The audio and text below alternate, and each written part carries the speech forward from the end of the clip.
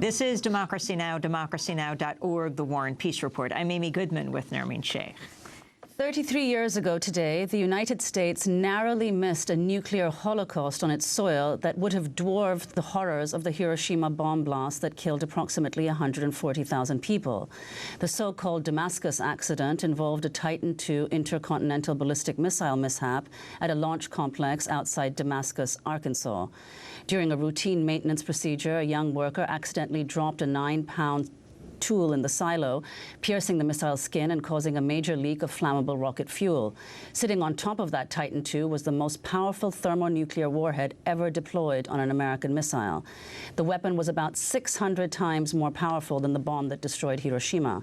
For the next 9 hours, a group of airmen put themselves at grave risk to save the missile and prevent a massive explosion that would have caused incalculable damage. To find out what happened next, we turn to a shocking new book called Command and Control: Nuclear Weapons, the Damascus Accident, and the Illusion of Safety. In it, author Eric Schlosser reveals how often the United States has come within a hair's breadth of a domestic nuclear detonation or an accidental war.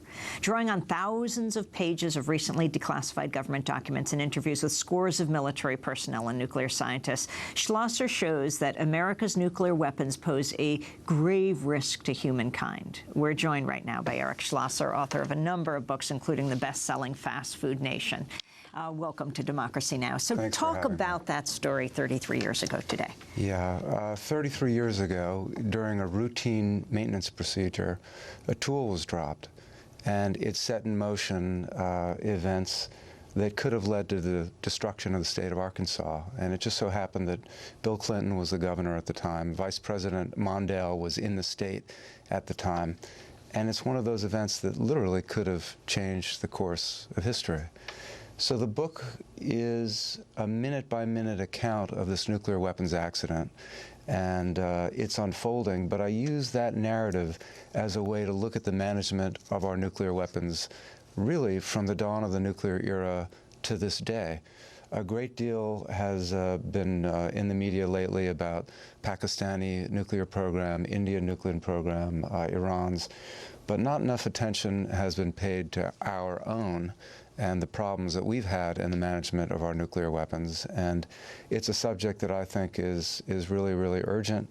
It's interesting, as I was watching Bill McKibben, who I consider a true American hero, and I was just seeing the title of this show, Democracy Now!, the whole system of managing nuclear weapons is inherently authoritarian. And if you look at the kind of secrecy that we have now in this country and the national security state, it all stems from the development of the atomic bomb, the secrecy around it. And the real point of this book is to provide information to Americans that the government has worked very hard to suppress, to deny an enormous amount of disinformation and misinformation about our weapons program.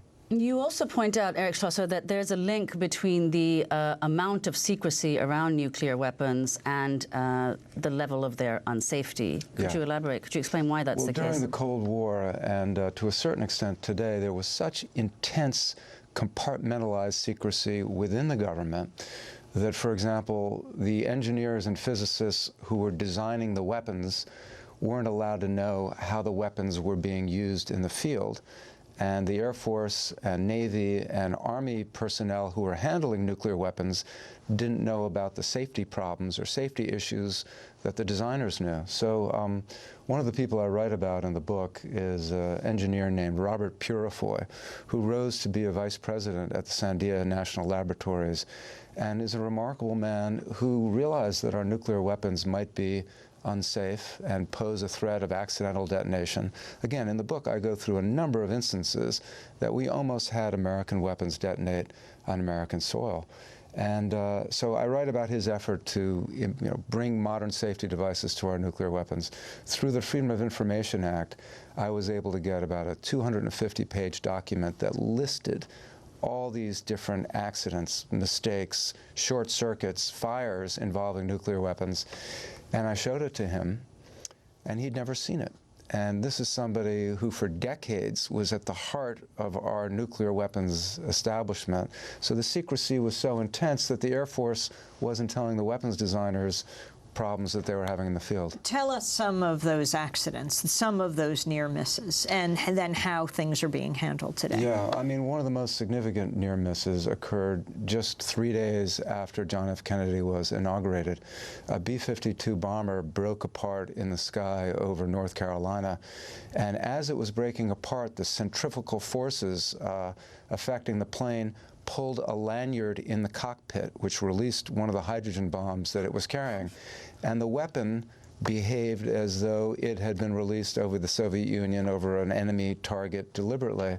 And it went through all of its arming stages except one. And there was one switch that prevented it from detonating in North Carolina. And that switch later was found to be defective and would never be put into a plane today. Stray electricity in the bomber as it was disintegrating could have detonated the bomb. The government denied at the time there was ever any possibility that that weapon could have detonated. Again and again, there have been those sort of denials. But I obtained a document through the Freedom of Information Act that said conclusively that that weapon could have detonated. I interviewed former Secretary of Defense Robert McNamara, who had just literally entered the administration and was terrified when he was told the news of this accident when it occurred. The official list of nuclear weapons accidents that the Pentagon puts out lists 32, but the real number is many, many higher than that. What are some of the more recent ones? Well, just this summer, 2 of our 3 Minuteman missile wings were cited for safety violations. A few years ago, the Air Force's largest storage facility for nuclear weapons, the group that ran it was decertified for safety violations. And one of the more concerning things right now, this sounds like, you know, a Hollywood movie, is the potential vulnerability of our nuclear command and control system to being hacked, to cyber attack. The Defense Science Board put out a report this year that the vulnerability of our command and control system to hacking has never been fully assessed. There were Senate hearings on it this spring that didn't get very much attention, but in 2010, 50 of our missiles suddenly went offline, and the launch control centers were unable to communicate with them for an hour. And it later turned out to be one computer chip was improperly installed in a processor. But what we've seen with Snowden and a relatively low-level private contractor able to obtain the top secrets of the most secret intelligence agency, the cryptography and some of the code management of our nuclear weapons is being done by private contractors. And who's doing it? I think Boeing is doing some of it. And again, they may be doing a wonderful job, but when you're talking about nuclear weapons, there's no margin for error. And if you manage nuclear weapons successfully for 40 years, that's terrific, but if you make one severe error and one of these things detonate, the consequences are going to be unimaginable.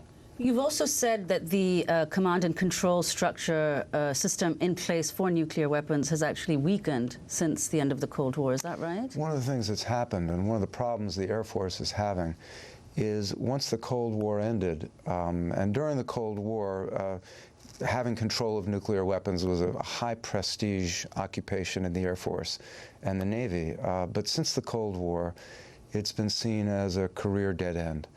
And so there have been all kinds of management issues, underinvestment, and I'm not saying we should be building, you know, hundreds and hundreds of new bombers, but if you're going to have nuclear weapons, no expense should be spared in their proper management. How many do we have? And what I was going to say is some of the systems that we have right now are 30, 40 years old. We're still relying on B-52 bombers as our main nuclear bomber.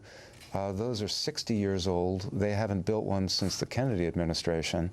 And the Titan II missile that I write about at some length in my book, one of the problems and one of the causes of the accident was that it was an obsolete weapon system. Secretary of Defense McNamara had wanted to retire it in the mid-1960s, and it was still on alert in the 1980s. And again, with nuclear weapons, the margin of error is very, very small. Let's go to President Obama in June. He was speaking in Berlin in Germany and called for nuclear reductions. Peace with justice means pursuing the security of a world without nuclear weapons, no matter how distant that dream may be. And so, as president, I've strengthened our efforts to stop the spread of nuclear weapons and reduce the number and role of America's nuclear weapons. Because of the New START treaty, we're on track to cut American and Russian deployed nuclear warheads to their lowest levels since the 1950s. That was President Obama speaking in Berlin in June. Shortly afterwards, Fox News contributor Charles Krauthammer criticized Obama for discussing nuclear arms reduction. The idea that we're going to be any safer if we have 1,000 rather than 1,500 warheads is absurd. So why is he doing this? Number one, he's been obsessed with nuclear weapons and reducing them ever since he was a student at Columbia and thought that the freeze, which was the stupidest strategic idea of the 80s, wasn't enough of a reduction.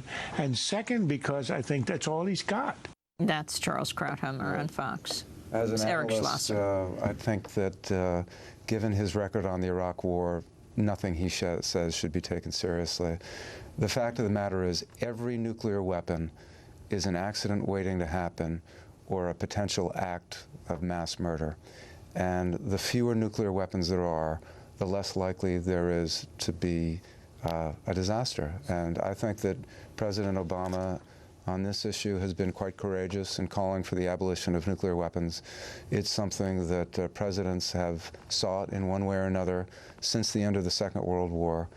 And I think it's urgent that there be real arms control and reduction, not just of our arsenal, but of worldwide arsenals of nuclear weapons. Well, I want to turn to a video released by the anti-nuclear weapons group Global Zero that shows many members of Congress don't even know how many nuclear weapons the United States has.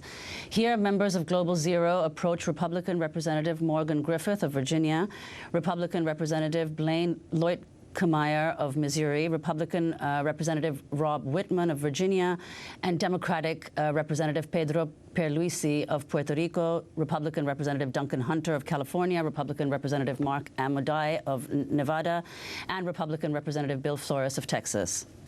Do you happen to know roughly how many nuclear weapons we do have?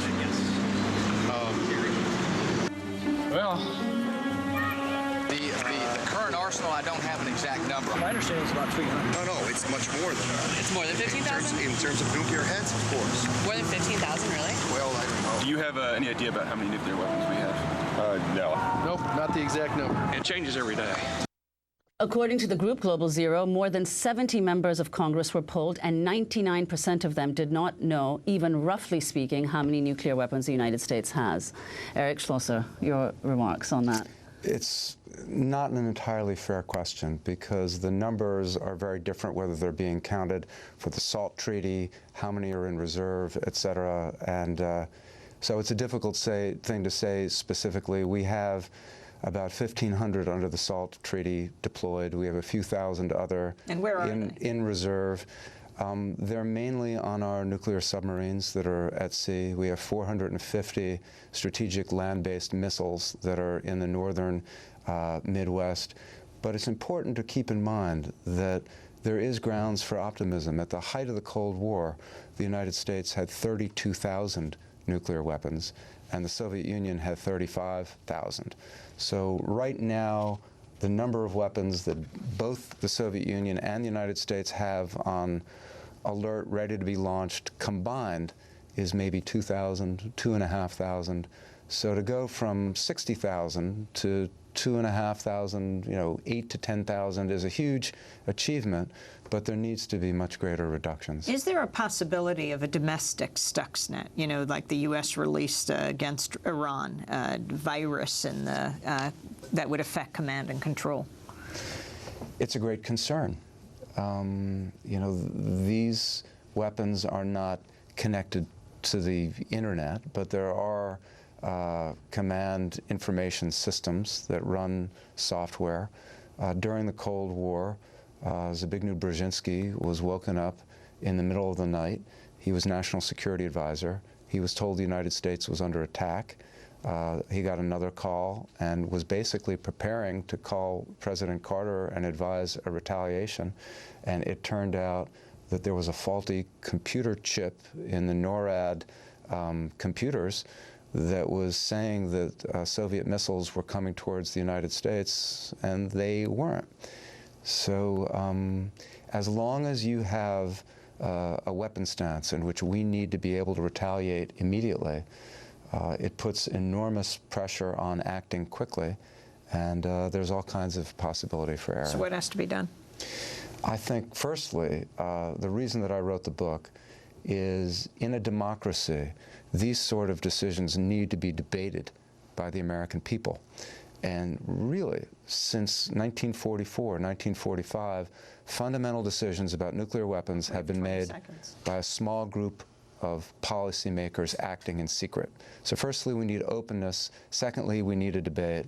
And thirdly, we need fewer nuclear weapons, much more carefully managed, not only in this country, but in every country. Eric Schlosser, we want to thank you for being with us. Command and Control is the book. It has just come out, Nuclear Weapons, the Damascus Accident, and the Illusion of Safety. That does it for our broadcast. If you want to get a copy, go to our website at democracynow.org. We have 2 job openings, a Linux